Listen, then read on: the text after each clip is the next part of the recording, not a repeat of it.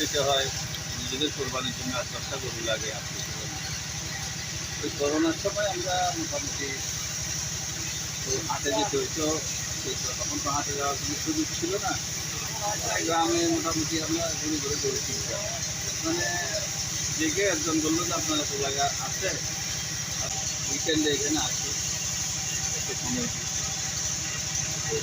ওষুধে এগুলো কিছুটা যুদ্ধ করতে হবে। তারপরে তার সাথে সাথে অর্গানিক কিছু খাদ্য, যেমন অর্গানিক মাংস, অর্গানিক দুধ, শিশু খাদ্য, এগুলো তার জাতির জন্য একটা কিছু করার, এটা হ্যাঁ, আর মান্থলি 1000। মান্থলি 1000 টাকা। আচ্ছা আচ্ছা। আচ্ছা, একটু বলে। আমি এই বছর এটা আমরা ওই ভারত বাজারে যায় বেশি তো, এখান থেকে 250 লিটার, 250 লিটার